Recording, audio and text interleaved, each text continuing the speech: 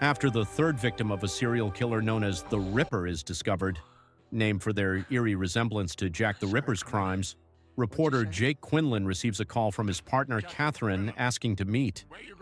Before he arrives, Catherine is brutally attacked by the Ripper and falls into a coma. Now Quinlan must uncover clues and delve into cyberspace, a virtual reality world, in a desperate attempt to help Catherine regain her memories and identify the killer. Until Catherine showed up, that is. Catherine, what is going on here? Catherine, what is it? What is wrong? What happened? What? No, Catherine, no.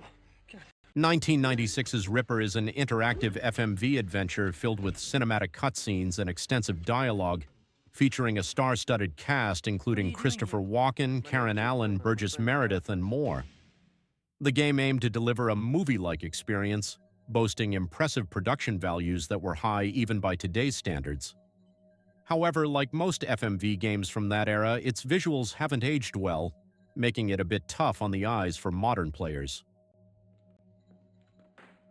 Hey, Vic. What's for lunch? Hey, Quinlan.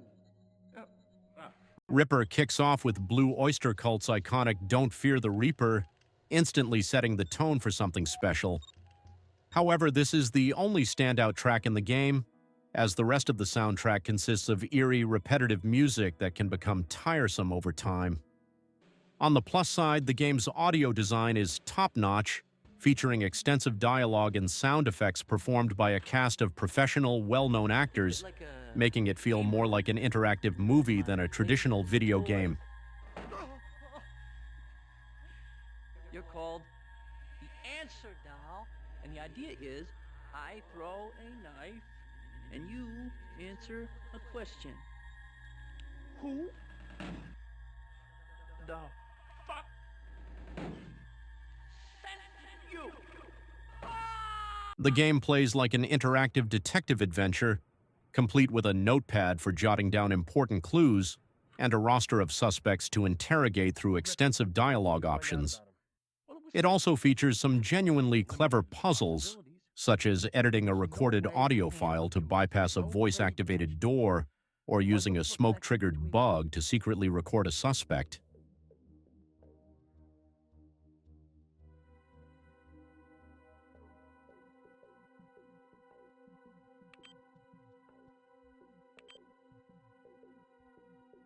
Unfortunately, Ripper's biggest weakness lies in what should have been its greatest strength.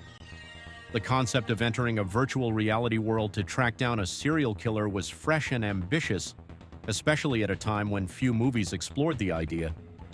It was marketed as a thrilling experience, but the execution fell flat.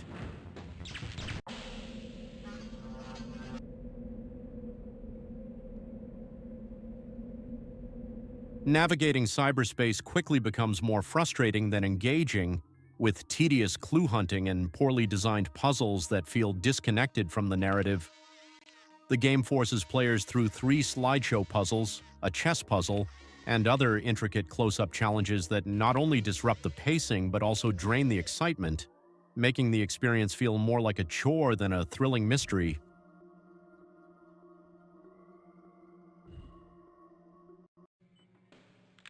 Ripper was released on 6 CDs, loaded with full motion video and offering around 10 hours of gameplay for those who wanted to experience everything. One of its most heavily marketed features was the inclusion of 4 possible suspects, adding an element of replayability. However, this concept wasn't executed well. Each suspect has a plausible motive, but the final reveal feels arbitrary, as the game randomly selects the killer rather than allowing the player's choices to determine the outcome. This lack of agency makes the mystery feel less satisfying and undermines the otherwise intriguing premise. Don't blow your motherboard because Burton's getting lazy. That's her problem, not mine. In conclusion, Ripper is a product of its time, held back by flaws that prevent it from reaching its full potential. The frustrating cyberspace segments, poorly designed puzzles, and sluggish movement can make the experience feel like a chore. However, the game also boasts high production values, a strong cast of famous actors, some genuinely innovative puzzles for its era, and a gripping story. Despite its shortcomings, Ripper is worth experiencing at least once, especially for fans of FMV adventures and interactive mysteries.